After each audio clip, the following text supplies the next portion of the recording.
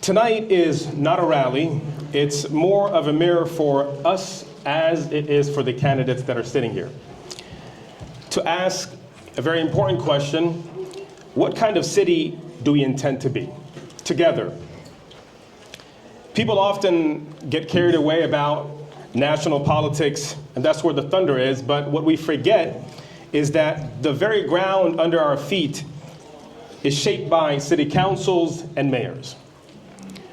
From the potholes, yes, there are potholes, to the parks, policing, to permits, and the lifeline of small businesses, this is where policy becomes the fresh air that we breathe. This is where budgets become the bus routes that we see, and this is where votes become whether your child gets to cross the street safely or not. For us as people of faith, and us here at Roswell Community Majid, as Muslims, civic duty isn't a side hustle, it's not a part-time thing, it's the very thing that we live. And voting is shahada, it's a form of bearing witness in front of God. It's a form of worship. So as Muslim voters, you have to be an educated voter. You cannot vote on popularity. Having said that, we thank every candidate that's here with us tonight, every office holder for showing up. You honor us, you honor our community. Tonight, I thank you for not only being present with us, but for fielding hard questions and remarks, and for offering and sharing your vision with us. We don't endorse any candidates. However, we do endorse participation and curiosity and a house of respect. You'll hear tough and fair questions drawn from the community that's with us tonight about safety, about belonging, about stewardship of trees and the streams that make Roswell what it is, about the very people that make Roswell. So please help us keep this house of respect. No interruptions, no crosstalk, and if I may, hold your applause because we are on a tight timeline. We'll pause later for the Isha prayer, the final prayer of the day. With that, I'll hand over the program to our two amazing moderators who will be introducing the dignitaries. And with that, I do want to recognize Reverend Dave Dunn, who is with us tonight, and Tate Holcomb from the city of Alpharetta, as well as the Georgia Muslim Voters Project. Thank you so much for being with us this evening. Thank you, Imam. I am one of your moderators, Jahazid Jabbar, have been a resident of Roswell for 8 years now. Hello, my name is Renee Olivani. I am a current student at Georgia Tech studying city and regional planning, and I'm helping with the new mission construction project for RCM. All right, so before we begin, I'd like to go over rules that are word. Well, the rules and the format for tonight are as follows. As many of you know, Roswell municipal elections are happening this upcoming Tuesday, November 4th, with early voting underway. There are 4 posts on the ballot, 3 city council seats, and 1 mayoral seat. Therefore, our forum will be split into those 4 sections. For each post, the candidates will have an opportunity to introduce themselves to you. Then the moderators will ask questions of them, and there will be time for rebuttal if needed. The questions for tonight have been drafted by a committee, including the Imam Jabbar, to reflect the concerns of our community. We ask that you respect your fellow brothers and sisters in the audience and our guests tonight, and refrain from interrupting the program. Our goal is to inform so that you can make the right decision at the polls. With that, I welcome the candidates for post 4 up to the front, Councilman Johnson and Ms. Phillippi.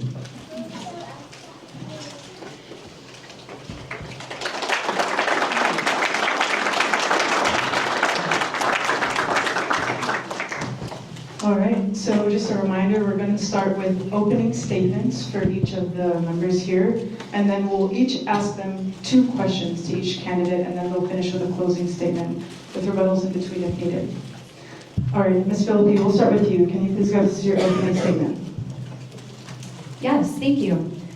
Good evening, everyone, and thank you for being here. Thank you to the Majid for having us tonight. I'm Jennifer Phillippi, and I'm running for City Council, Post 4. Tonight, I want to take this time to tell you who I am and why I'm running.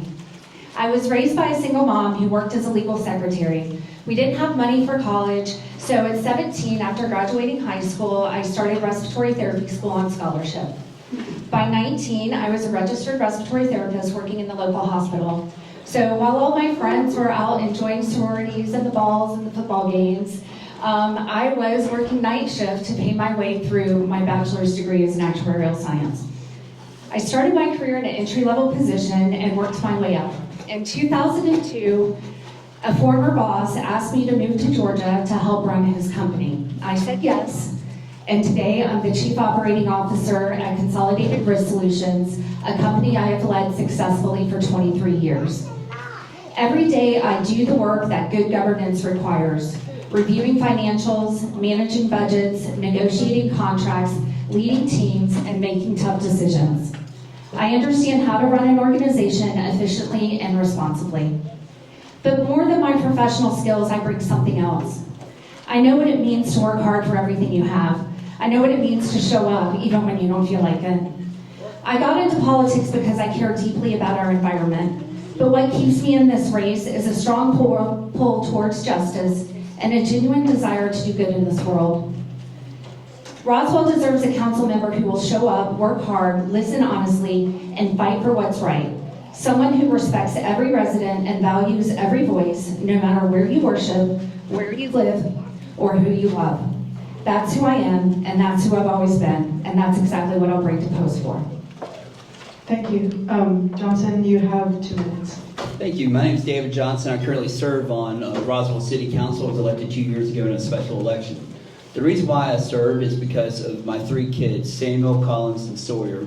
Because 2 years ago, a woman was hit by a car in my neighborhood, and I didn't think this city was doing a good enough job to keep us safe. And so it sparked action. Frankly, I got mad, and I ran. And I won, just as shocked as you guys are. And so, in 2 short years, we've initiated a Slow Down in Roswell initiative, where we are attacking the neighborhoods that have the highest speeding and the highest speeding volumes. And we're going to slow down the cars in our neighborhoods. And that goes back to the #1 goal of the city, which is to protect you. And in 2 years, 25-year low in crime. We've approved 2 new fire stations. We're moving from a part-time fire department to a full-time fire department, which that will be already has led to a 36-second reduction in response time. And that's just 1 year. And when it's all said and done, it's going to be over a minute. My day job is I'm an anesthetist. I put people to sleep for a living. I can do that speaking, or I can do that through chemicals. And so with that job, 1 minute in healthcare is the difference between living and dying in a lot of situations. That is a quality of life issue for you guys to have a 1 minute reduction in firefighters coming to your house. I didn't mention the most important person in my life, kind of got distracted. I'm married to a beautiful woman, Nicole, and I live on the east side of Roswell, in the country club of Roswell neighborhood. It has been a pleasure serving the city for 2 years. I look forward to serving it for 4 more years. We live in the best family community in America. I'm so excited for the future of Roswell, and I ask for your vote tonight. All right, now we'll start with the questions. You have 2 minutes to answer each question. Councilman Johnson, we'll start with you. You're running to listen, focus on public safety, reinvest in our neighborhoods, and make Roswell a place where families thrive. You will ensure that all citizens, including underrepresented neighborhoods, feel that their voices are heard and that your citizens' first promise is fulfilled. I'll ask again, how will you ensure that all citizens, including underrepresented neighborhoods, feel that their voices are heard and that your citizens' first promise is fulfilled? Well, the Slow Down in Roswell initiative is just one example, right? One of the things we did when we came with the criteria, we made sure that the poorest areas of Roswell would be represented for traffic safety. And one of the reasons why is because the people who are on the lowest rings of the socioeconomic status typically don't own a car. They typically walk or they bike. And so if they're walking in roads or biking on the roads where cars are flying, then they're not going to be safe. And so that one initiative already shows that we will serve all of Roswell. For instance, Liberty Square neighborhood, one of the poorest neighborhoods in the city, is one of the neighborhoods that we're attacking to slow down the cars in. So, I serve all of Roswell, right? There's 92,000 people that live in the city for 44 square miles, and I love serving all the people here. I have a cell phone number on every piece of mail. If anyone ever has an issue, they can call me. I'm open, I respond, and there you go. Follow-up question to that is, do you know if the Roswell Police Department undergoes any cultural training to serve and protect Roswell's increasingly diverse population? Yes, I believe they do. Okay, Ms. Phillippi, we'll go to you. You speak of restoring trust and respect, improving communication, and reducing high staff turnover. What specific changes would you push for in the next 12 months to improve council to citizen communication? You have 2 minutes. Thank you. Yes, so there's a number of initiatives that I would like to implement. We need to be visiting both sides of Roswell, making ourselves available to the citizens through coffees, bringing back some coffees, some conversations.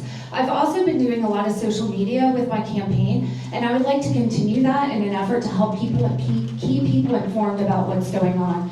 We all live really busy lives, and I know that, you guys just taking the time to be here tonight is a really big deal. You have to run your own lives, so you need a council person who will actually spoon feed some information to you.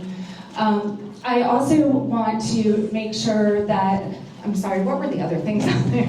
Yes, you speak of restoring trust and respect, improving communication, and reducing high staff turnover. So trust and respect is in terms of when people have a concern and they come to you, you're having to listen to some pretty upset residents at times. Being able to hear what they're saying. In my office, we like to use the terminology party parrot. It's where somebody says something and you repeat back to them what you're hearing. So instead of just standing up and justifying what we're doing and what we're saying, I would like us to listen to the people in the way that they feel they're being heard. Even if we cannot correct mistakes that have been made, we can at least prevent them from worsening going forward. Councilman Johnson, would you like to rebuttal anything that she said so far? I'm good. Okay, would you like to add anything to your previous answers? Yeah, well, talking about trust and communications, if you guys want to get coffee with me, I'll meet you with coffee. But, I have an email that is on my phone that I can talk to you. If you need to reach out to the citizens of Roswell, I'm available pretty much 24/7. I mean, I like to sleep at some point, so maybe don't call me at 3 o'clock in the morning, but I do work night shifts, so I could be up. All y'all can take your phone out right now. My cell phone number is 678-571-5112. You can call me anytime with any issues. Restoring trust, guys, at the end of the day, I'm your elected representative. Contact me, right? What I don't think is restoring trust is people that have my cell phone number and instead would rather be behind a keyboard and smashing people on social media. That doesn't restore trust. That doesn't get our city moving forward. What gets our city moving forward is having actual conversations with your elected representative. Okay, my next question is for Ms. Phillippi. You say that you will ensure proper enforcement of tree policies and protect the city's tree canopy. If you encounter a developer proposal, however, that promises jobs and tax revenue, but involves significant tree removal or disturbance of stream buffers, for example, how will you decide whether it should go forward? To Minister respond. Yeah, that's a great question. I'm sure we're faced with those difficult decisions all of the time. I think that there's one thing about doing a tree survey and determining what kind of trees are actually on the property. Are there specimen trees or are there other types of trees, right? How many are we talking about? How old are they? And what is the trade-off? We're always having to look at cost-benefits analysis when we're making decisions, and we need to look at what are the benefits, what are the costs, how are we going to make the best decision? What trees can we save?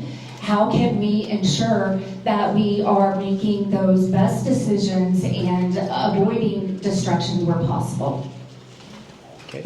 Mr. Johnson, anything you'd like to add? Yeah, we have tree ordinances in the city now, right? So if a project comes in, they have to follow certain ordinances that the city has. If they remove a certain amount of trees, they have to replace them. They have to replace they're called tree density units. You know, I can't off the top of my mind remember the exact math for it, but you know, developers have to follow the law. As far as stream buffers, most of those are protected by the state or state law, and I'm a really big fan of following state law, and so you know, the city will follow the law. Okay, well, keep the mic closed because my next question is for you. Yep. On the project at Mimosa Hall and the larger Founders Park initiative, some residents may worry about the impact of large-scale green space investments on taxes or the long-term maintenance burdens. How will the city ensure that these projects don't adversely affect taxpayers or create ongoing cost strains? You have 2 minutes. Yeah. So the project Mimosa Hall, the reason why we are doing that project is because $1 million a year is spent on historic homes, right? And Mimosa Hall in fiscal year 2023, I believe, had 700 visitors. So you're spending $1 million for 700 people. There comes a point where these homes are becoming dead assets. And if we do not bring people to the homes, they will die. And they will get sold to a developer, and they will be gone. So what we did at City Council is we have decided that we want to make this an active space. We want you to come to Mimosa Hall and learn about the history of Roswell. I want you to come to Bullock Hall and learn about the history of Roswell. I want my kids to come to Bullock Hall and Mimosa Hall and learn about the history of Roswell. And so to do that, you have to have certain infrastructure in place. We built a parking lot, and we built stormwater infrastructure. Because if you don't build those things, people don't come because they can't park, and the houses flood because you don't have the stormwater put together. All right, and so, and we're going to turn Mimosa Hall into a revenue-neutral historic home, where it's not going to be a burden on the taxpayers anymore. And we've already seen with Bullock Hall, by bringing the Chris Kendall Market into Bullock Hall, we've seen a 300% increase in visitors to that historic home with one event. One event has created people to come to our homes. That's how you save these homes, by getting people to come to them. Thank you. Thank you. Ms. Phillippi, would you like to add anything or rebut anything that was said? Yeah, sure. Thank you. We know that historic homes are expensive, right? And we make that decision. When we decide that we want to value our historic properties, when we decide that that is part of our character, then we are making a decision to save them, to respect them. When I worked with a group of several people in this room in 2017 to save Mimosa, it was more about the land than it was about the home itself. I've talked about this a number of times. I'll say it again. Those trees had been cataloged. They were ready to be put on the historic registry, and they were worth over $500,000. It is a huge loss to us. If these homes were put in a historic trust, they could be managed by people who understand their value, and we could bring in revenue and interest through other programs. There are gardening clubs who would love to bring back those gardens, and we could have more tours with other gardening clubs. There are other ways other than making an event venue. Thank you, Miss. And now it's time for your closing statement. You have 2 minutes. Thank you. 2 years ago, Roswell voters were promised transparency, accountability, and a council member who would listen. Those promises were broken. But tonight isn't about broken promises. It's about a choice in front of you. Tonight, I'm asking you to invest in someone who has earned everything she has through hard work and discipline. Someone who shows up, someone who keeps her word. The skills I bring, managing budgets, negotiating contracts, leading teams, those matter. But what matters more is the integrity I'll bring to every decision and the respect I'll show to every resident. When you elect me, you'll know exactly where your tax dollars are going because I'll make it transparent. You'll have a voice in major decisions because I'll actually listen. And you'll have a council member who works for you, not special interests, not developers, not the loudest voice in the room, but for every family trying to build a good life in Roswell. That's not a promise, that's who I am. On November 4th, vote Jennifer Phillippi, City Council, Post 4. All right, thank you, Ms. Phillippi. And we will close out with Mr. Johnson. Your closing remarks, 2 minutes, please. Thank you. First, thank you everyone for being here and taking time out of your busy day to be here. 2 years ago, I was like my opponent. I offered a lot of words, right? Words don't mean a lot for politicians. When you're elected, I have to bring action. 20-year low in crime, 2 new fire stations, reduced response times, making our neighborhoods safer, right? That's in 2 years. Best fiscal status this city has been in, keeping the millage rate the same or lowering it over the last 2 years. A new parking deck that's been talked about for 40 years. There is accomplishment after accomplishment after accomplishment from this mayor and city council. The next 4 years, this city will continue to grow and continue to be the best city to raise a family in America. That is my ultimate goal, and that's why I'm running again. And I ask for your vote, David Johnson. And once again, my number is 678-571-5112. Call me anytime. Thank you. All right, thank you both. Let's give them a round of applause.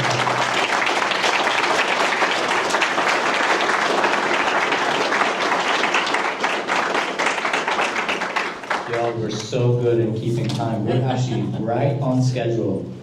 Next, I'd like to welcome Will Morthland, Councilman. This is for post 5.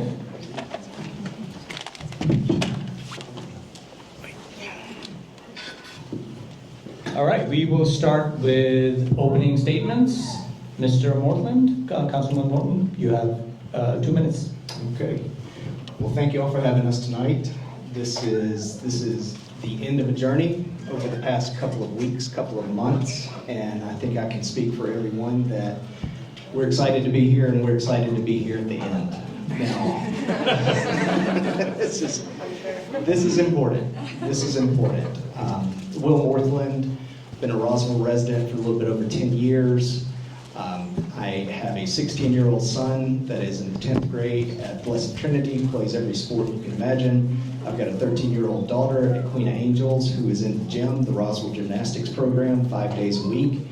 And that is basically the 2 places I live outside of City Hall. So that's really, in a nutshell, why the decision was made. Are we going to run again, or are we going to go for this again? And I said, you know, there's so much left to do. There's so much work that has been done over the past 4 years.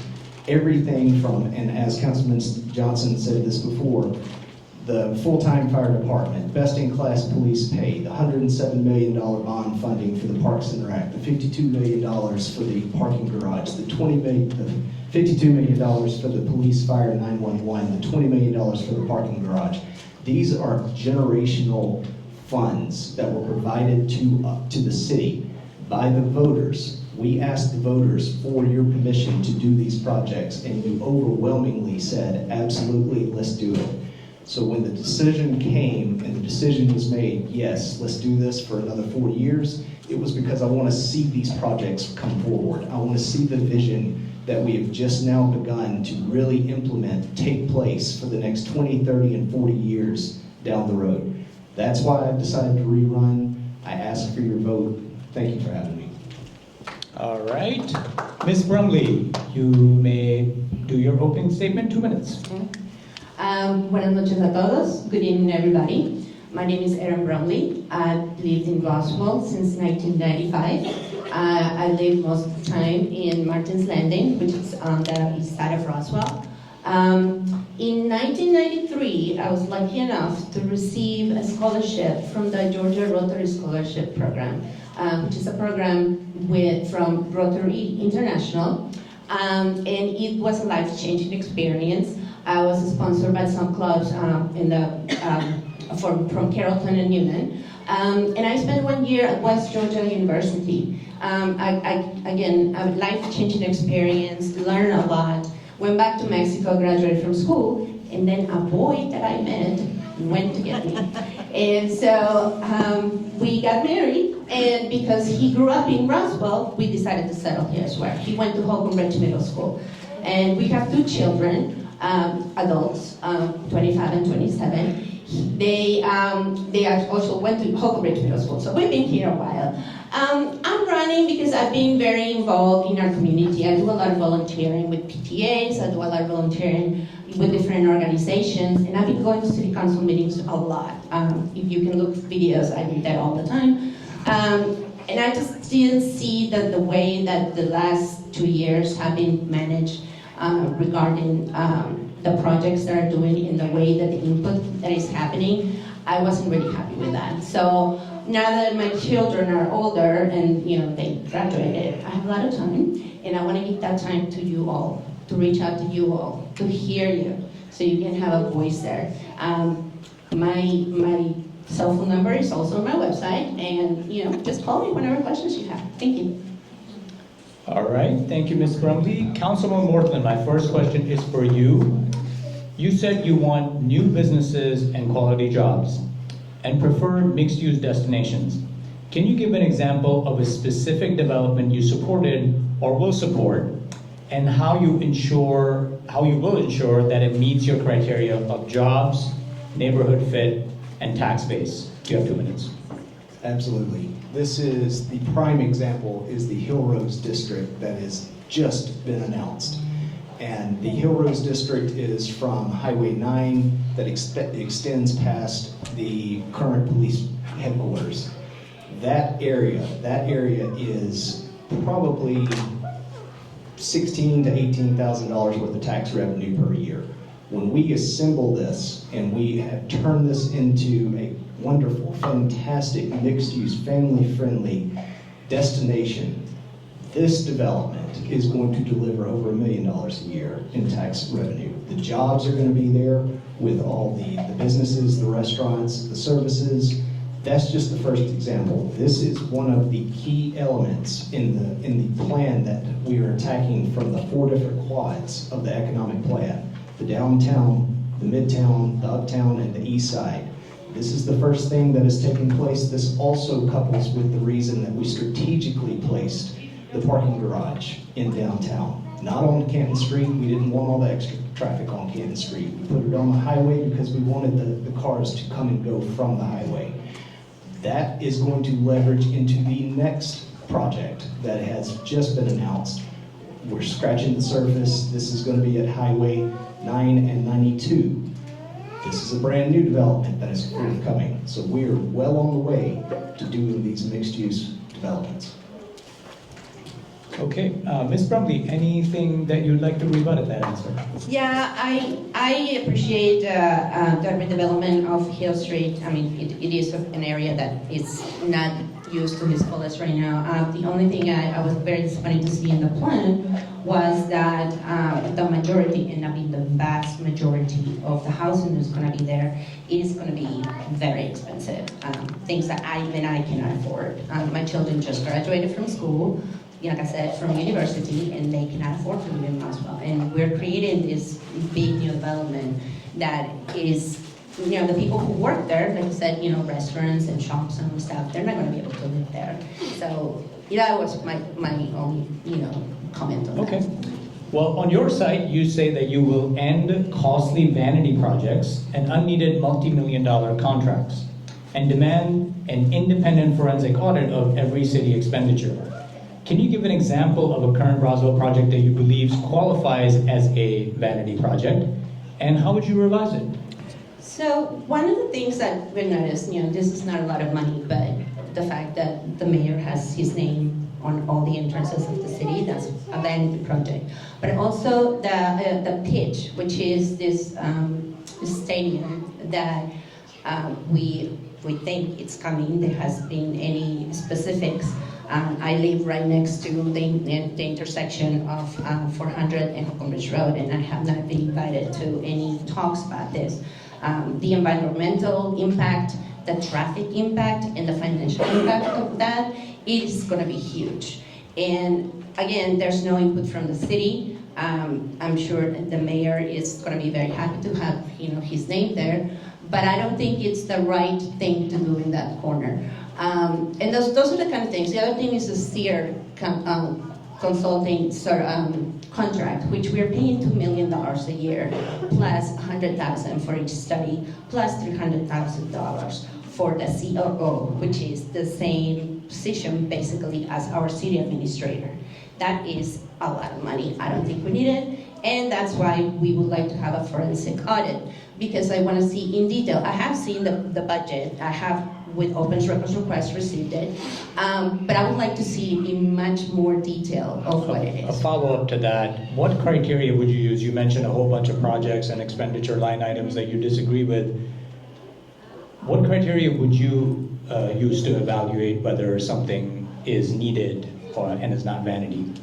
So one of the things that we've noticed is that the parks quality around here has come down. We used to have like the best parks in the country, and we love them. And we've noticed, especially since last year when there was a bunch of layoffs for those for employees, that the quality of the maintenance has gone down. And that's important to us. It's quality of life for us. So that's something that I would like to focus on.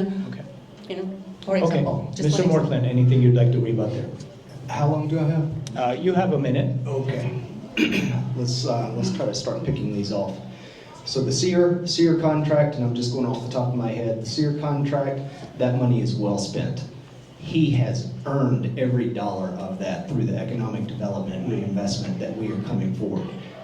As I just said, the Hill Rose District, he was the architect of that. He was also the architect behind gaining Crabapple Middle School on behalf of the city of Roswell.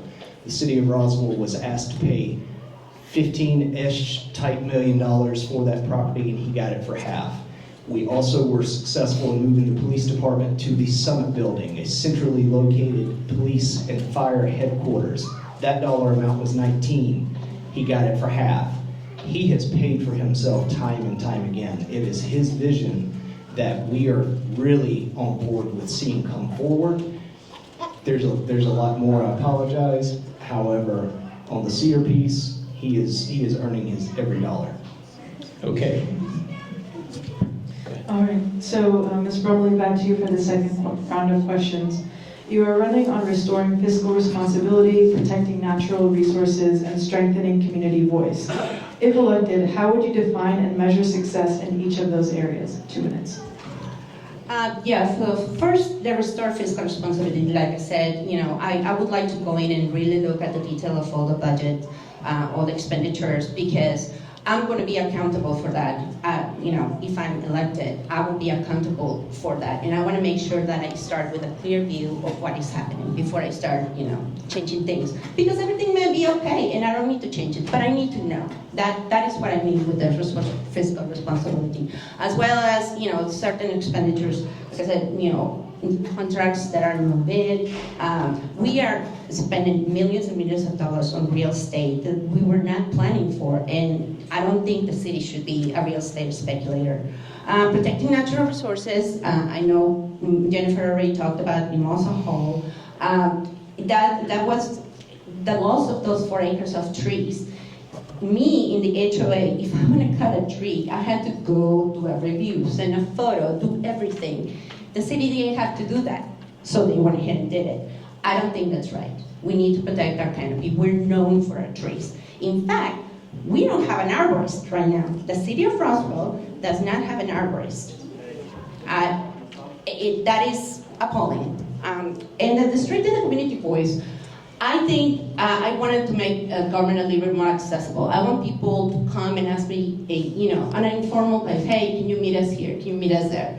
It's hard to go to city council meetings at 7 p.m. on Mondays. You bring your children to bed, you're winding up from work, and sometimes it goes to midnight. I know because I've been there, right? And I think we should be able to have conversations with everybody in the city, because there is a lot of residents that are not as involved in the day-to-day operations. They don't even understand, how the city government works. And I love to teach people about that. And I love to go and making them aware of what is happening. Councilman, would you like to respond to that? Absolutely. Fiscal responsibility. We are doing it right now. We have just posted and presented our audit findings along with the budget. We changed our auditor this past year at the request of several people on current council. We put a fresh set of eyes on the finances. And that is because we did not want to continue with the same old, same old. We wanted to get a fresh set of eyes, a fresh perspective, because we have just turned to zero-based budgeting. Zero-based budgeting is the nexus of how we are going about our finances right now. We are stripping down the budgets every year and building them back the way that they're supposed to be as compared to just stamping what we did the year before. The audit, the findings, the budget, as well as quarterly reviews at every city council meeting by our CFO is presented with a balance sheet and a P&L statement. That is happening every quarter at City Hall right now. Councilman, you support growth that serves the people, not special interests. How would you define special interests in this context, and what checks will you put in place so that city decisions are not dominated by large developers or outside investors? 2 minutes. All right, one more time. The No last problem. part. So I mentioned you want to serve people, not special interests. So How would you define special interests in this context? What checks will you put in place so that city decisions are not dominated by large developers? Well, one of the things that has taken place over the time period of this special interest question, we have changed. We have changed our economic approach. We have taken standalone apartments out of our code right now. We don't see that as being an economic benefit nor interest to the long-term viability of the city of Roswell. We also are ruled by the city charter. The charter is something that we review as a team. That is something that has absolutely the foundation of where we govern from a standpoint on the city's spectrum. So special interests, I mean, it's tough to explain other than the fact that, you know, we're not going to kowtow to the special interests. Ms. Brumley, would you like to add to that or respond? Yeah. So my day job is IT. I'm a nerd. I'm a computer programmer.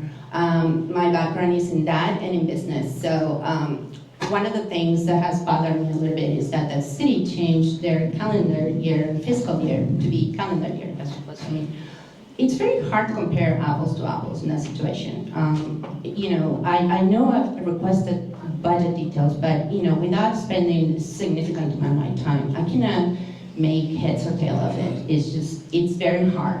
I don't know why that decision was made. I wish it wasn't, but that's one part regarding the fiscal transparency. And the other thing about special interests, like I said, I'm just a person. I don't work in mortgage. I don't work in real estate. I don't work in construction. I just go to do my work right now, code my thing, and go home. So I'm not bound to anybody or any company. I'm just me. And that's what I bring for you. All right, for our closing statements, Ms. Brumley, please go ahead. So yeah, I just wanted to mention that as well, because I know some people have questioned what are my qualifications for being in council, and that's one of them. You know, I like to read everything because of my job. I have to be very, very careful about all the requirements and all the coding that I do, and as well as, you know, the financial aspect of it, because I do have a background in business. And I'm here because I want to represent you. I've been here for 30 years. I haven't gotten rid of my accent, but I am a Roswellian. My children were here, and we're gonna stay here for a long time. And again, I just wanna make sure that you guys have somebody who is approachable, that you can go and ask questions. And if you want to ask questions right now, my website is erinforroswell.com. My phone number is that. You can send me an email. And I'm happy to hear what you like and what you don't like. And if I mess up, please stop me too. Thank you. Councilman? I'm going to use a piece of this to address one of the questions that's still lingering, and that is why the budget was changed over from the fiscal year to a calendar year, and it makes all the sense in the world. It lines up with the tax rolls coming from Fulton County. It assists us with our paving schedules. That's how you start lining up the dollars to where you can ensure that your dollars are being spent for the best usage of the residents. I'm running again, as I said before in my opening statement, because we have so much going on. I want to make sure that that continues to produce and continues to give fruit on the vine for the future generations 20, 30, and 40 years down the road. The economic plans that we are putting in place right now are going to be the single reason that we're going to be able to reduce the Roswell property taxes to its residents. We have got to get the mix more in line. These are some of the things that have taken place currently It's going to take time. I ask for your patience as we continue to make the momentum going in the right direction. Thank you for your vote. Can we please give them?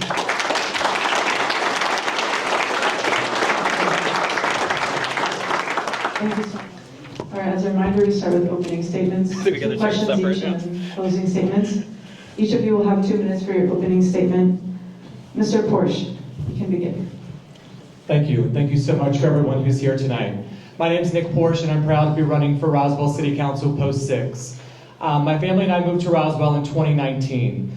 We came to Roswell for a visit to the Roswell Arts Festival and discovered the city and loved everything that it had to offer. Upon researching schools, we decided to move here. I have a 5th grader at Sweet Apple Elementary. I have a 6th grader at Elkins Point Middle School, so sorry. For the past 7 years, I've been on the Sweet Apple PTO, serving 2 years as president. I continue to give back to my community. My husband and I own a small business here in Roswell, and we just love the people. The people show up for our schools, for our small businesses, and we show up for each other. I want to listen before leading. I want to be a leader that understands what the residents want. I want to be there for you. I want to make sure that I can bring fiscal responsibility and transparency, and I want to increase the communication out. There's a lot of things being done to do that, but I want to continue to be someone who can take the communication and take it to the next level. I've been a CFO for the past 16 years. I've been managing $1 million budgets. My company is global. I've opened offices in Hamburg, Germany, Australia, and the UK. I want to be able to take my knowledge and my experience and bring it to City Council to represent all of you. Thank you. Mr. Zack. Thank you very much, and thank you everyone for being here. I'll tell you a little bit about myself. I moved to Roswell in 2020. It's the first week of COVID, and me and my wife got extremely lucky on our home purchase. So we lived here for the last 5 years, and we had our first son, CJ. We call him the Siege, last year. So he's 15 months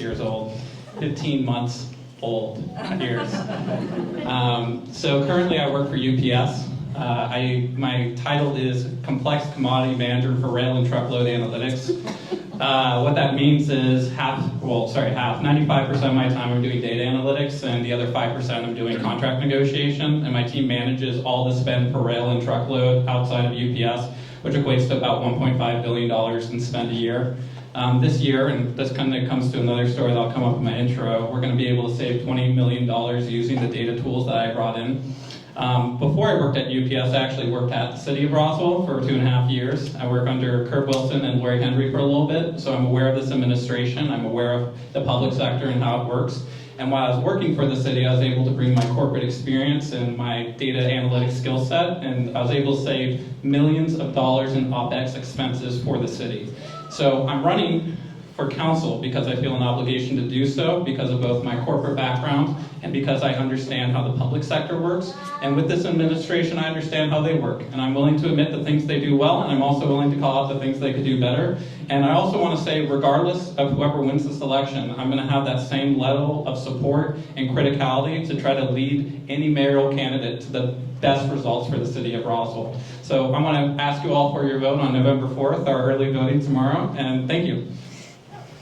All right, Mr. Porche, we'll start with you. You mentioned secretive land deals and millions spent on outside consultants while city employees were laid off.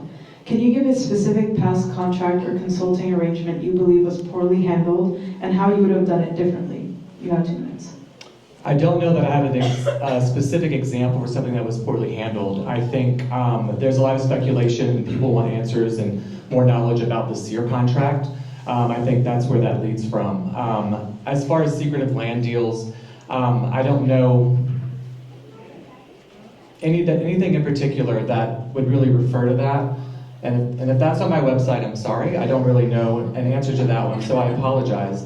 But I think the biggest thing for me, and the thing that I want to see, honestly, is better communication to our residents. I think that things need to be sent out to our residents before they're done. I think just the communication of projects. I think, the stadium on the east side, I think that, I've been asked this question several times. I don't have an answer for that because I don't live on the east side, but if I was a resident, I would want to be asked the question. Thank you. Would you like to quickly respond to that? No, I'm good. All right. Mr. Zack, you say you'll support our police and fire departments with the staffing, training, and resources necessary. From your IT background, how will you use data to evaluate whether the public safety investments you support are achieving outcomes beyond just headcount and pay? Yeah, and that's a very loaded question, so I'm going to do my best to answer it within 1 minute. I'll say when I worked for the city, 2 minutes, excellent. When I worked for the city, I actually already applied my data analytics skills to do that. I worked hand in hand with Robichaux to bring Power BI data dashboards to show how his vehicles would move throughout the city and be able to track that corresponding time. So to your question, I've actually already delivered that, and so if I get elected to council, I'll continue to further that, because when I was working for the city, it was more of kind of a cool side project. But as I become a member of council, I'll look to formalize that kind of data, bringing it to the citizens and bringing dashboards that are readable and understandable so they could get that clarity as well. Would you like to add on to that or respond? No, I'm good. All right, Mr. Zack, you commit to no new taxes and keeping budgets tight without cutting services. What major trade-offs are you prepared to make? So I may be coming this with the most hopeful of wishing, but I have, I think, evidence to support my hopeful wishing. So when I worked for the city in IT, in the first year I found $500,000 worth of phone lines that were not in use that we were able to eliminate with zero headcount reduction. In the second year, I was able to move our service provider from from Verizon to T-Mobile, which saved the city another $200,000 to $400,000 a year. So I'm making that statement with the belief that there is more waste that exists, and operationally, I believe I could find it, and I believe I could eliminate that without even getting to the trade-offs you're looking for.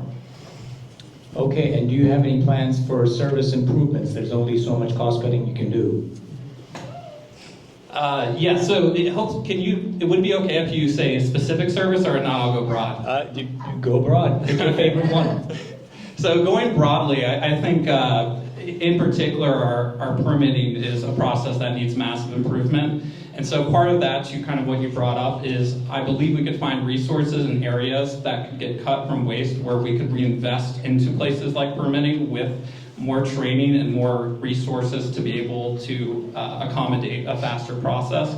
I think additionally, the tools we're using are not sufficient enough for what we need to get that, I'll say, efficiency. So I think to that particular thing for service, we need to invest in a better system for community development so that permitting process could go quicker. Right now we're doing a lot of PDF transactions, and we need to get to digitalizing that information to make the service much better. So as a broad kind of answer, I would say using technology, which is heavily my background, to improve processes is what I deliver. Okay, Mr. Porche, anything you'd like to add? Yeah, sure.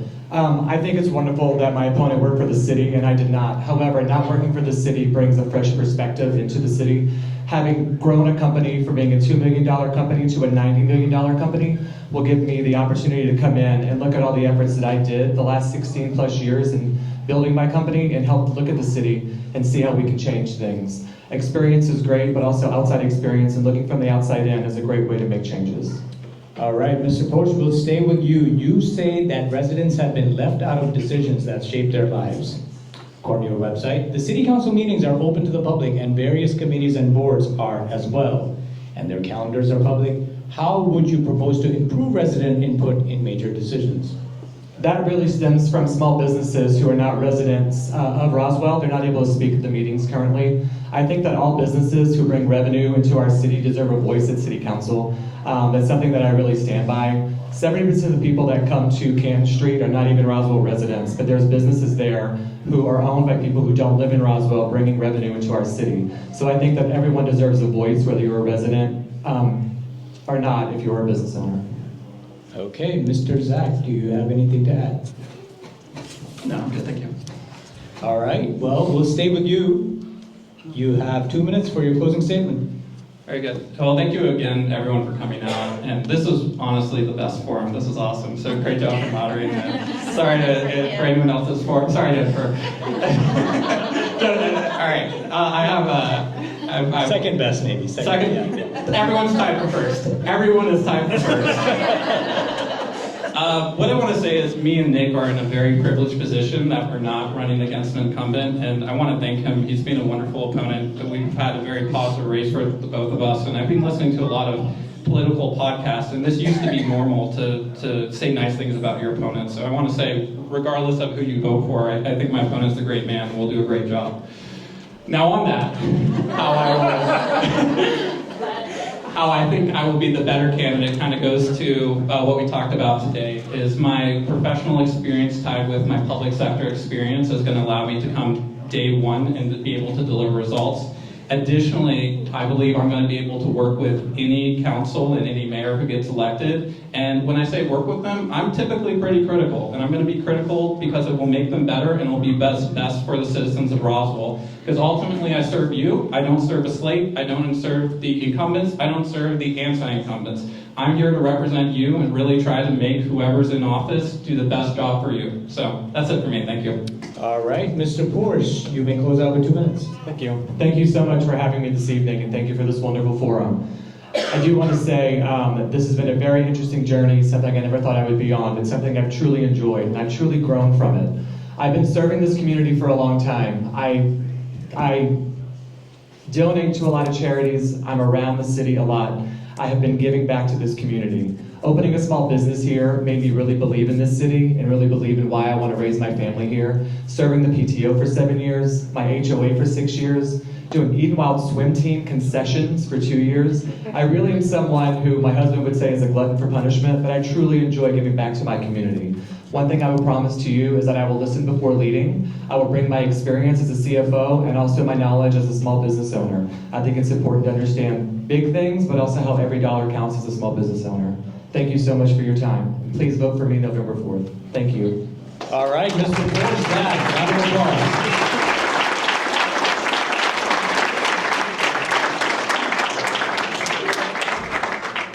Okay, we will now break for Isha. And it's going to be a few minutes before we start the prayer, but hang out, maybe get some more sweets. And there might be some coffee out there too. Oh, that'd be awesome. If you want to. I hope I didn't overpromise. So yeah, we're going to break. Thank you everyone so much for coming back. This is going to be the most heated part of the night, I hope. So again, as a reminder, it's the same format. We're going to start with opening statements, questions, and then closing statements with rebuttals in between. Opening statements are 2 minutes. Your questions will also be 2 minutes, and y'all will have 3 questions in comparison to the city council candidates. So we'll go ahead and start. Mayor Wilson, 2 minutes. 4 years ago, let's see, make sure we get this on. 4 years ago? Yeah. Oh, thank you, sir. 4 years ago. I thought I got it to work. Hold on, I think it's the central guy. 4 years ago. Okay. You want to start? Hello. Try 2 years. Timekeeper, hold. Good to go. Also, shout out to the timekeeper. He's been doing an amazing job. And I guess while we have the spotlight, thank you so much to all of our volunteers, all of the staff. And a special thank you to the core team that organizes, Brother Jahanzeb, Imam Abdullah, Brother Basim Kapoori, Sister Shannon, and Sister Shazeen back there. Are the mics working now? Good to go? Hey. All right. 4 years ago, I came before you as a husband, a dad, and I said Roswell was at a crossroads. We were falling behind. City Hall was paralyzed by dysfunction and inaction, and our families were paying the price. Remember when Roswell was the city of no? Lots of plans, but no action. The people of Roswell wanted results, action versus talk. So we listened to the people of Roswell, and we took action. Think about what has happened in the last 4 years. A remarkable record of accomplishments that have greatly benefited the people and businesses of Roswell. It was just 4 years ago. Think about this. Do you remember when we had a part-time fire department? Do you remember when our police were paid lower than our sister cities and had 30 vacancies? Do you remember when we did not have crime at a 25-year low? Do you remember when Oxbow Road could not get done? Do you remember thinking, whatever happened to the east-west connector that we voted on in 2016? Do you remember thinking, whatever happened to the river master plan? Do you remember thinking, is anyone going to do something about human trafficking in our city? Do you remember asking, are we going to invest in our parks?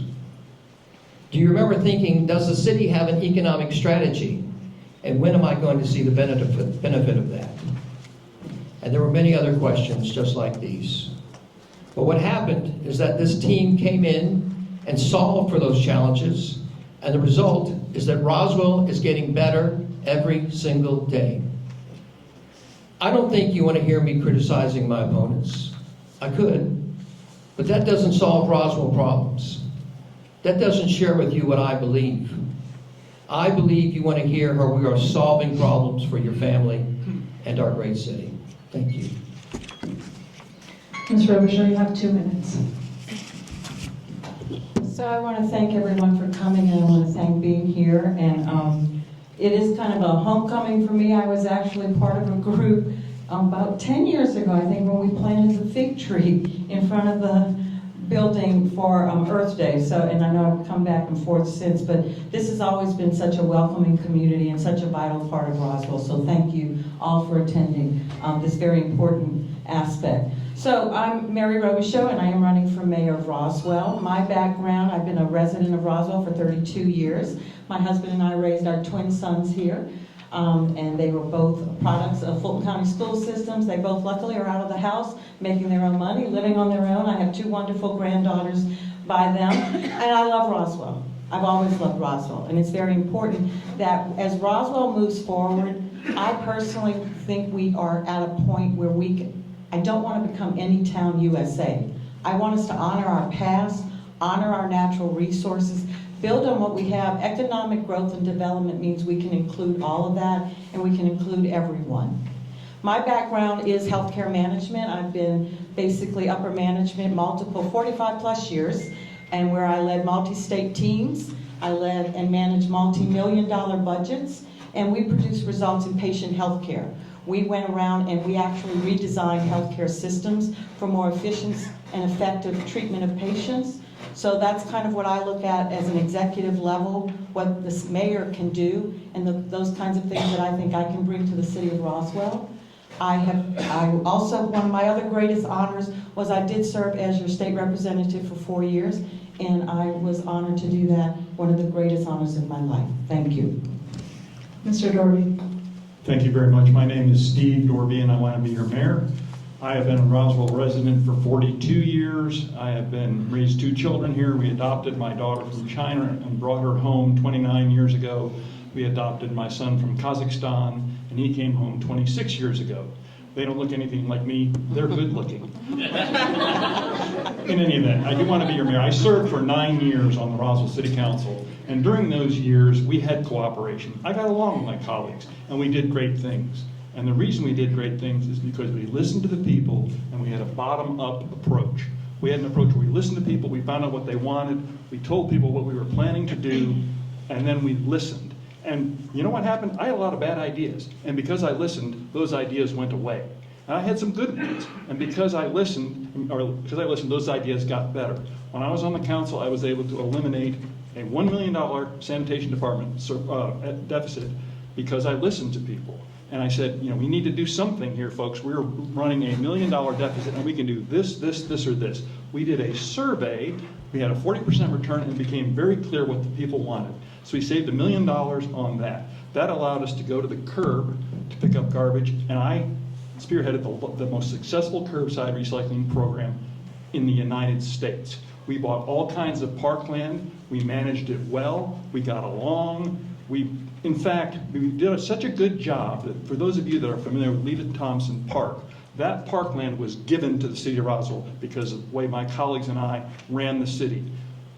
Some of these candidates have said they want to make Roswell the #1 city in the country. We were the #1 city in the country. We had ratings, we were in the top 10 in the country, and we were tops in Georgia. And we can do that again. We don't do it by a top-down strategy. We do it by a bottom-up strategy where we listen to you and we do what you want. Thank you.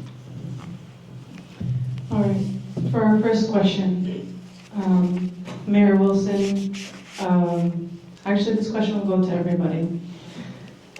Our community has been deeply and directly affected by the genocide in Gaza. One of the families in our community is hosting a Palestinian child who is a double amputee and came here for treatment. We know of families that have had dozens of their relatives killed within the past 2 years. As mayor, what tangible steps will you take to ensure safety against anti-Arab, anti-Muslim, and anti-immigrant hate in Roswell? You have 2 minutes. Renee, thanks for the question. I think the first thing you do is the spirit of how you begin your own services. That is the first testimony. And the very first thing that we did, Renee, when we came into office on January 10th was we incorporated worship, prayer to Almighty God. And if you noticed, over the last 4 years, we have all faiths come do invocations. We ask Christian ministers, we ask Jewish rabbis, we ask imams, we have Sikhs. We have all those who believe in Almighty God come to before our city. So I think that first is setting a spirit of inclusion. And I think that's a powerful statement for a government to make. One is realizing that there is an Almighty, and that if you honor that, it changes behavior internally, and we've seen that. Also is that when you invite all faiths that are in your community to be part of the worship, I think that is important. In terms of the international tragedies that happen, right? I think it's very important that as a people you continue to remain open, loving, and inclusive. And I think Roswell is an amazing community that does just that. We have more nonprofit organizations than any other city I can think of that does work to take care of other people. And you've seen that what we just did just today. We're on the Roswell Housing Authority with Lee Hills at the forefront of this, where we continue to find ways to be inviting and inclusive in our community. Ms. Robichaux, we'll go to you. So the tragedy of Gaza is the tragedy of, unfortunately, of the entire Middle East. But I agree, we need to be inclusive. Prayer is always going to be important and needs to be involved, and all different faiths should be included, and I applaud that. One of the things that I think we also need to do is truly reach out to each and every resident or group to understand your situation. What is it you need from the city? Because I'm going to be honest, I have not lived your life. I'm not going to deny that, but I'm going to say I'm here to hear what do you need from the city to make your life, to make your family, to make whomever comes into our city feel safe, welcome, a part of who we are. We should never discriminate against anyone based on anything, period.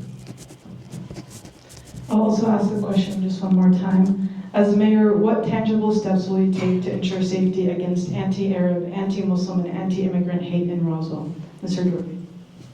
Thank you. Without duplicating what my colleagues have said, the first thing when dealing with the city is to realize what you don't know. I do not have the perception and the same experience as a black family. I do not have the same perception and experience as a Muslim family.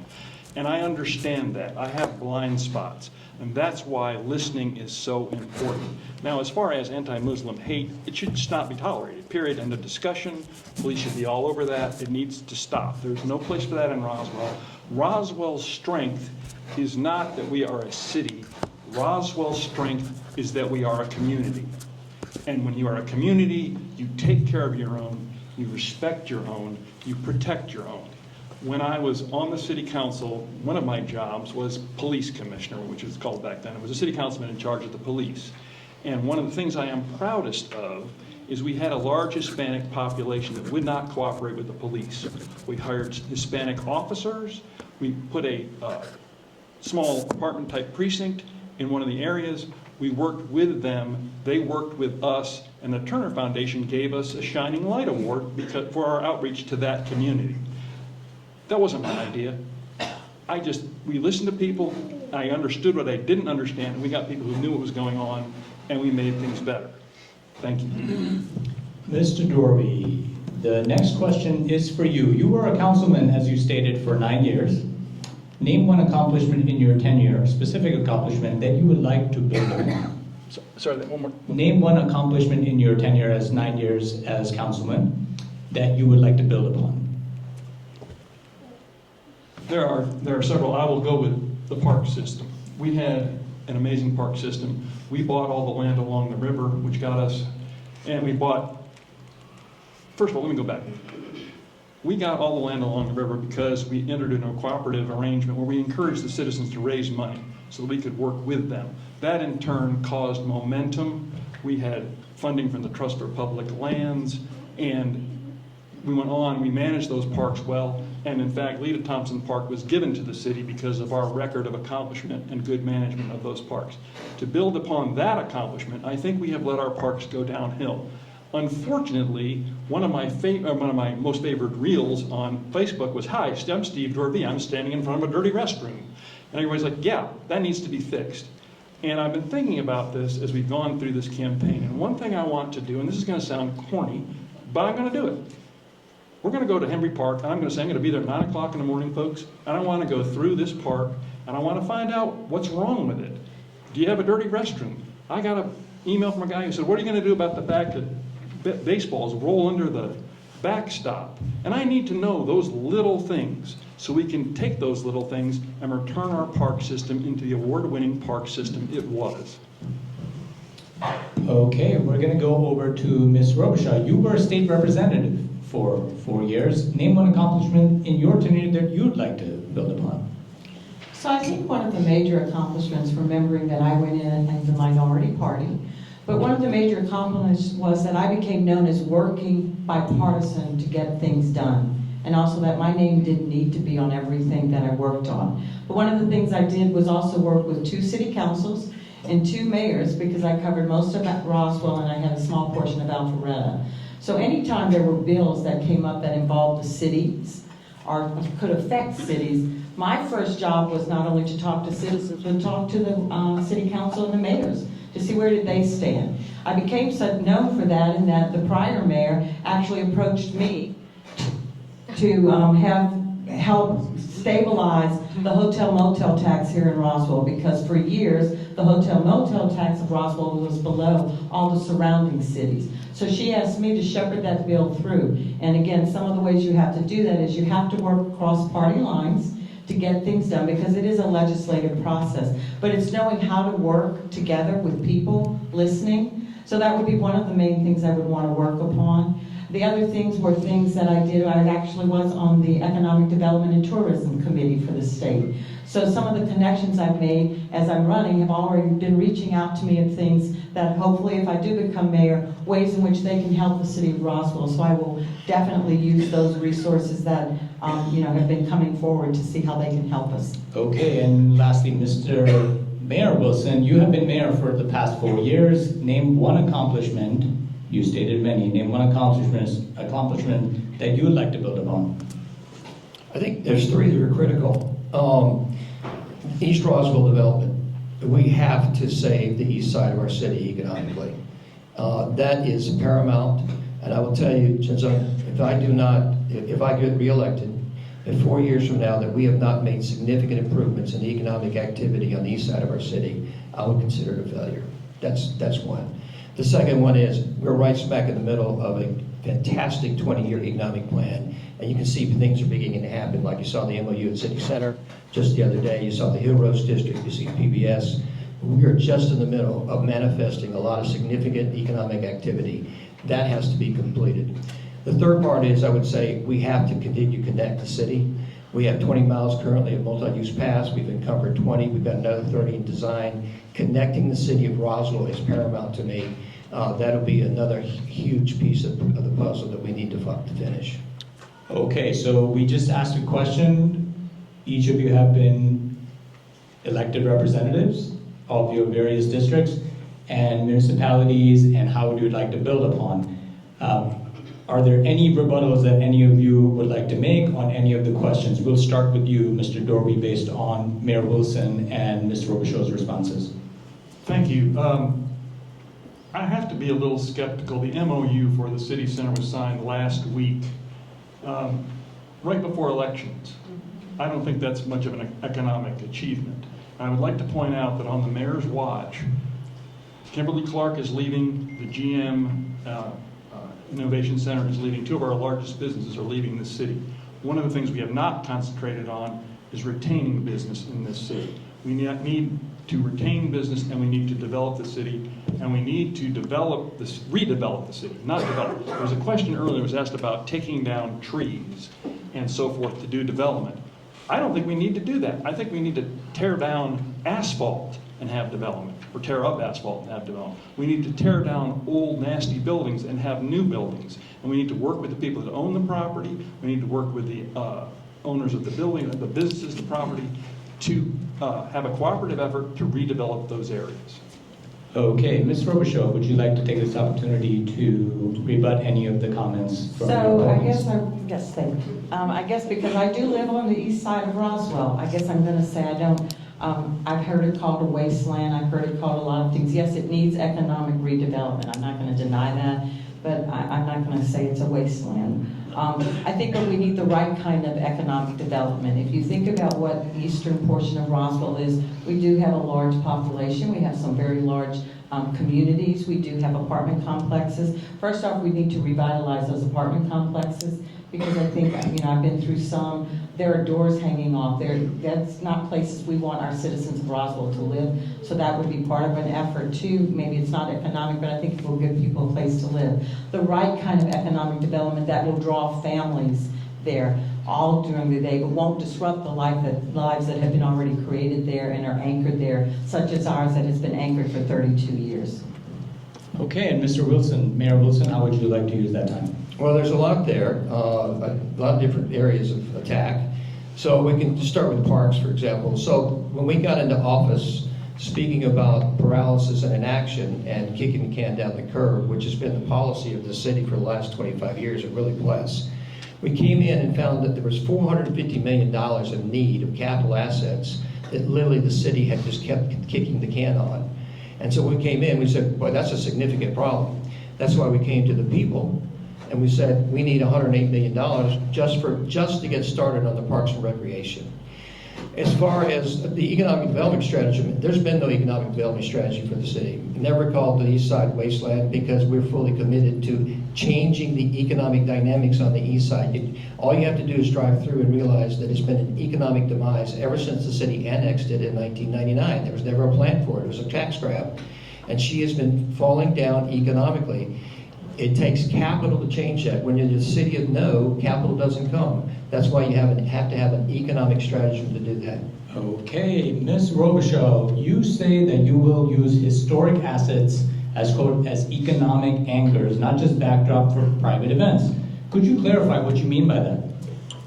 So one of the first things I would really like to see is development of a historic trust, preservation trust program, that all of the historic assets that Roswell owns would go under and managed in a different way. But I also see we have such a breadth of different properties. One of the ideas I would have would to take something like Barrington Hall and let's make it a real Roswell history museum.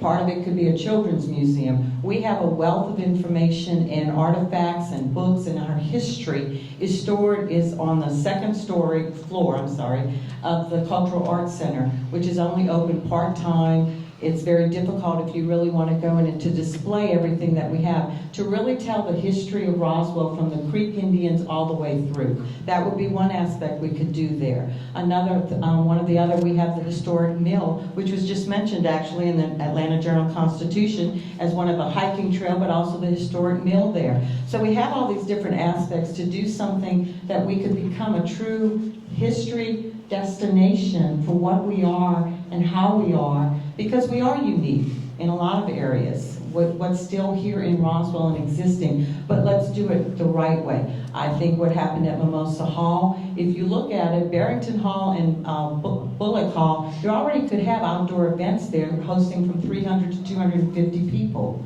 I'm not sure why we had to go with another property where we destroyed some historical gardens and the trees that were taken down. We could have used that as a botanical garden or some other model that would have been more appropriate for the city of Roswell as a cohesive concept around our historic properties. Okay, Mr. Dorvee, would you like to add to that? Yes, I agree with a lot that Ms. Robichaux has said. We do need to use these assets historically. I think the Historic Trust is a good idea. One of the first things we need to do, and I talked about going to the parks, we need to have a tour of the homes because there are a lot of maintenance issues there. We need to go ahead and monetize, well, not monetize, we need to go ahead and find out what those sums are, what deficits we have in this area, and then we need to figure out a way to improve them and get them on the market for tourism. I would like to also point out that I think right now, I think we have a situation where we've sort of shot ourselves in the foot. We've closed the homes, we've fired the docents, we've kicked out the garden club, we've kicked out the master gardeners who did all the gardening for all these things, and the city's taken them over. And it hasn't done a very good job. And I think that needs to be, that whole process needs to improve. And once again, we need to take the citizens that are involved, the Friends of Mimosa, the Friends of Bullock, and meet with them and go through the house and find out what they need and try to reestablish the relationships that the city has forfeited over the last several years. Mayor Wilson, anything, any rebuttals or agreements? Yeah, just with the city right now, the taxpayers pay $1 million a year to keep the operations of the historic homes in place. And in 2022, when we looked at that as a line item and we looked at the amount of people that were going to the historic homes, it was incredibly small. And so we realized that of the 94,000 people who are residents in Roswell, the vast majority don't even know about the historic homes, and most of them were certainly not enjoying them. It's a very, very small amount of people. And we had a concern. We said, look, if this doesn't get addressed, these historic homes are in peril. So we said, we've got to come up with a plan to find a way to make the historic homes pay for themselves. And Mimosa is a perfect example. Mimosa is about saving Mimosa so that your grandchildren will enjoy Mimosa 50 years from now, or their grandchildren will enjoy it from 100 years from now. If we hadn't taken action to create a clear plan to save the historic assets, ultimately, they would be gone.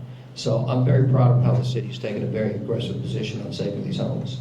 All right, well, keep that mic closed. The next question is for you, and you'll have 2 minutes to respond. You adopted a zero-based budgeting approach early in your term. How many of the city's annual line items were reduced or eliminated, and what services were changed or deferred as a consequence? Well, I'll give you the specific number off the top of my head. We started off with PBB, priority-based budgeting, went to ZBB after 6 months. Zero-based budgeting, anybody's familiar with it, is an exhaustive process. It means you start at zero. So the number of items that would have been eliminated would be countless, right? Because in every operational group was eliminating items. They started at zero. That's an interesting question, really great way to phrase it. For me, the question behind that is, what did you get as a consequence of doing that? What efficiencies did you gain? How much money did you save? Did you get better as an operation? I'll give you a small example. The property tax rate on the MOU, on the M&O is as low as it's been in 18 years. The aggregate 4 years of the property tax rate are the lowest they've been in 30 years. And despite that, we are adding a $5.8 million operational X just to go from a part-time to a full-time fire department. We've gone from $500,000 a year basically to $4 million a year in paving. We have had 4 years in a row of raising the employees' pay. Significant things that we've all done without hitting the taxpayers. We've done that through having zero-based budgeting, continuing to find efficiencies. Give you an example, Monday night, you saw that through our having the CFO, we saved the city $500,000 on finding a different financing structure than the traditional means. Just a quick follow-up to that. This congregation has seen a rise in homeless who are approaching our facility. Do you think that's as a result of the ZBB? No, I think it has nothing to do with ZBB. I think homeless is a national issue, as you know. It's funny, I'm glad you brought that up, because we've actually had conversations internally recognizing that we've asked this question, that do we believe that the federal government is going to solve homelessness? We say no. Do we believe the state government is going to solve homelessness? No. Do we think Fulton County is going to solve homelessness? So we've actually said this is, again, another challenge that we as a local government is going to have to solve for the homeless and for the people of Roswell. But to answer your question specifically, there's no relation. Okay, Ms. Robichaux, anything you'd like to rebut there? So I agree, homelessness is becoming a problem, national problem. I do think there are some things as we look at what Roswell can do for those residents that lose their home through different reasons and then find themselves homeless because, you know, as we all like to say, there for the grace of God go I. Because we can all get to that point, unfortunately, at some point in our lives. no matter how hard you're working, because I've met many people who are working very hard, they're working jobs. We did the the night point count where we went out in Roswell and counted those people who are homeless in our city. And so we talked to people who are living in their cars, but they're working a full-time job. They just can't afford their house either burned down. Different reasons why someone becomes homeless. So what we need to do, so I will applaud that we have, we started the project at the Roswell Housing Authority with some units. I would have liked to have seen a little bit larger unit possibility because one-bedroom units will help a certain number of people, but not all. Okay, thank you. Mr. Dorvee, anything you'd like to add? Yes, without sounding like a broken record, Roswell has a history of taking care of itself. We have a history with Homestretch and the Child Development Association and Habitat for Humanity and all these other charities that have been working with the city and together to take care of our less fortunate people. That network has been very much reduced. The city is not cooperating. I can tell you the number of times I've talked to a nonprofit in this city about the money they have lost. We need to get our nonprofits together to work with the city as a partner. Do I think we need to put a lot of money into it? No, I don't think we have that kind of money, but we can work together with these various groups and work on the homelessness problem. They have expertise that we do not, that the city does not. So once again, go out, listen to them, and try to do what they recommend. Okay, Mr. Dorvee, you have called for transparency and accused the mayor of pushing through big decisions without sunlight. The Bonds Project has a financial dashboard. The city council meetings are public. What more are you proposing to get disrespected? First of all, the bond dashboard, it was admittedly wrong and it was useless. So that's the first problem. We need to get the bond dashboard fixed. We also need to include the new bonds that are being put out. There's now a new funding vehicle. Then you have general obligation bonds, and then you have revenue bonds, which are supposed to be supported by revenue from the project. And now we have this new type of financial unit, and I can't remember if it's the FSB or, anyway, that basically is a revenue bond. It's a general obligation bond, which means the taxpayers are on the hook, but they don't get to vote. And that, I think, is a problem. Also, with regard to transparency, and I don't know what's happened in the last 24 hours, but a large development, including a stadium and hundreds of apartments and so forth, has been under discussion since 2024. There's a picture of the mayor with a soccer ball talking about this, working with people on this. And there's been absolutely no information on that. In fact, I put out "Stop the Stadium" signs, and I got all sorts of calls saying, "What the heck are you talking about? We didn't know there was a stadium that's proposed for the east side." That deal was done in secret. I don't think it was right. I think we need to bring those deals forward early on, get people's opinion of them, get people's input with regard to them, and I think it has been shown by the reaction to the "Stop the Stadium" signs. Nobody wants a stadium in East Roswell. They never did. So we wasted 2 years of time with this white elephant that's never going to work. Mr. Robichaux, anything you'd like to add to the transparency and sunlight topic? So I guess when I think of transparency and sunlight, I do think that it is, there are multiple ways to communicate with people. And we need to communicate with every resident the best way that fits them. And I know that's hard, trust me. Been there, done that. We know how hard it can be for anyone who's an elected official and or a city employee. Everybody does work a lot. It does take a lot of time from our families. None of us are going to deny that. But when you step forward to be an elected official, that's what you sign on for. It's hard. I'm not going to deny that. And that also means you have to talk with people who don't agree with you.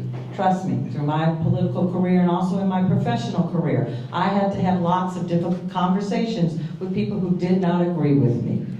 And they're going to have a very different idea of where things should go, no matter what we're talking about things. But my role and the way I always approached that was that I can learn from everyone, and they can learn from me, hopefully.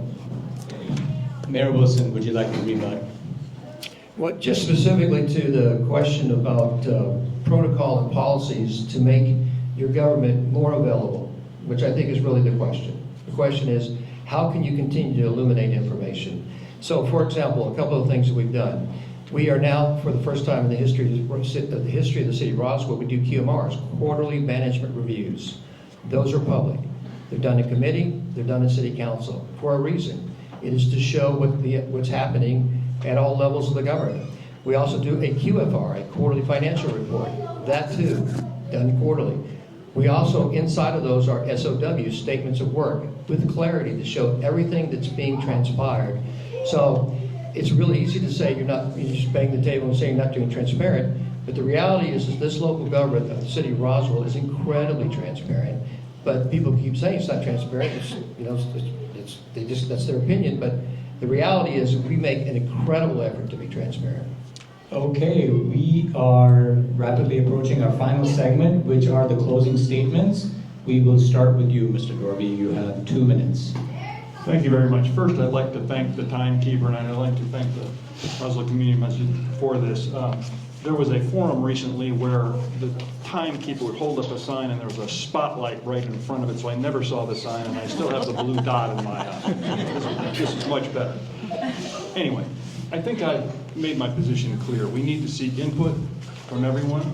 We need to do it constantly. We do not need to have secret meetings. We do not need to have secret projects. I will bring sunshine and transparency to this city. I will operate this city in a fair manner. I will reactivate and restore the connections that the city once had with its groups and the connections that those groups once had with each other. We are best when we are a community. We are best when we are working together. When I was on the council before, as I mentioned, we did great things because we got along. We did, and that was before 30 years ago, so everything you said about the last 30 years you can ignore, because I wasn't in part of it. But anyway, going back, so I would appreciate your vote to return Roswell somewhat to the past, to a city where we care about each other, where we care about what goes on, where we care about the environment, where we keep our parks up, where we work together to make this city the #1 city in the country. You cannot do that by developing.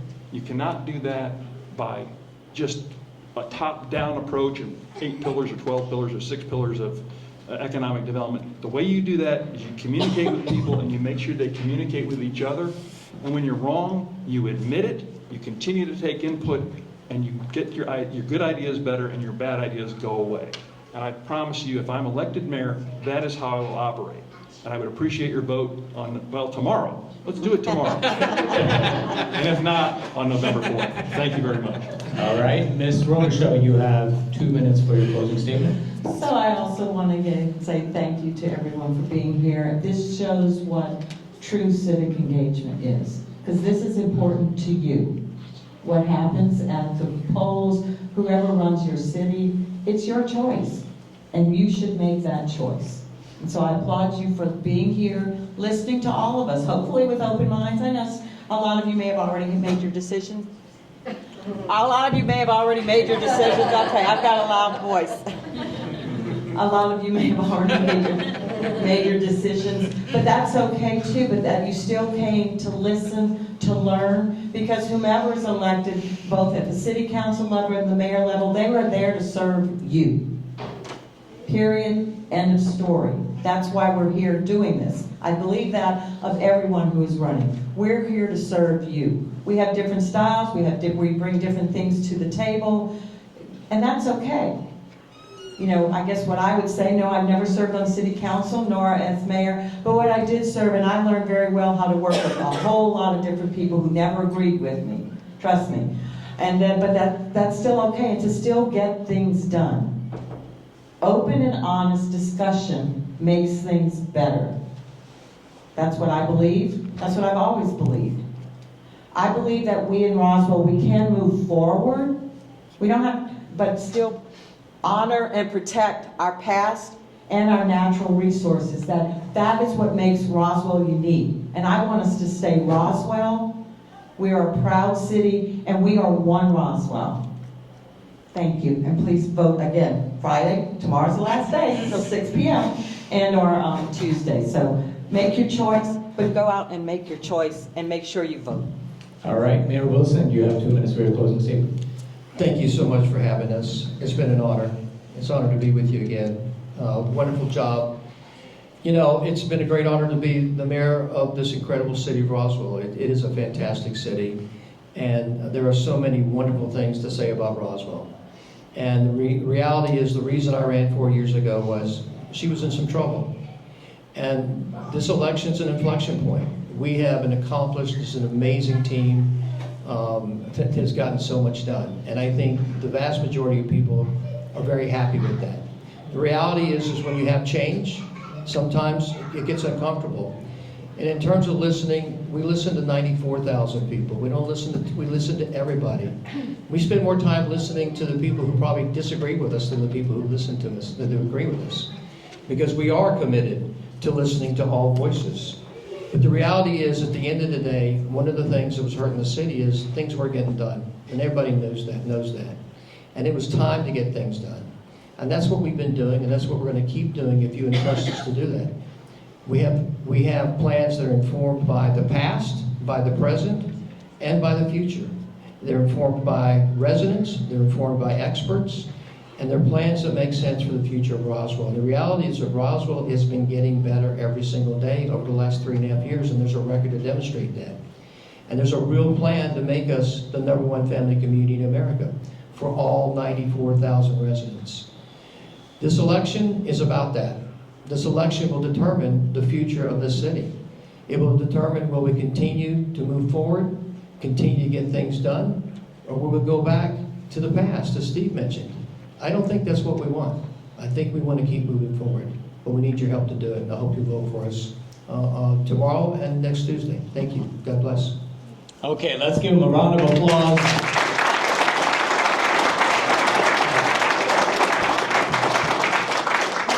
And now Abdullah will give our final thank you and closing statement. I want to thank every candidate that's here, our wonderful moderators, our volunteer that made this possible. Again, a shout out to Sister Renee, Brother Jahanzeb, Brother Bassem, Sister Shannon, and Sister Shaheen for allowing me to come to them about a month ago and said, we got to do this. And they said, we don't have much time. I was like, we're doing it. And we did it. So I appreciate that. With that, the most important, you. Thank you for being here with us with this dialogue. And I appreciate that you chose democracy over distance. You could have been at home doing something else, and I appreciate you being here with us. Having said that, there is a lot of need for prayer. As I was thinking about what's going to happen to SNAP across the nation, we have potentially 40 million people, and in the discussion that we have, the city is going to have a role to play. We are going to have a role to play. So with that in mind, I remind you that for the Muslim community, voting is not just a ballot, it is a testimony in front of God. We vote for the individual that we believe, after being educated and after hearing, who is best able to do this duty. So with that, when you look at the ballot, remember it's not a piece of paper, it is a testimony in front of God. It is a promise that we make to our children of the parks that they will enjoy, the roads that they will walk on, the streets that we will drive, and the dreams that they will inherit tomorrow. So vote, because it's a testimony in front of God, truthfully and thoughtfully, with courage, to be accountable in front of God for the vote that you cast. May God grant our city leaders wisdom, our neighbors safety and dignity, our community the strength to serve beyond our walls. Ladies and gentlemen, thank you so much for being with us this evening. Give yourself an applause.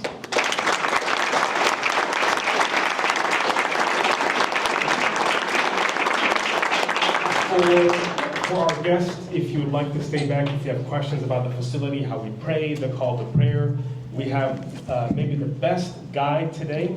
He has decided to stay back. Brother Bassem is here, if you don't mind standing up. He's been very kind. If you'd like to know more about anything and everything, please feel free to approach him. Thank you so much and have a blessed evening.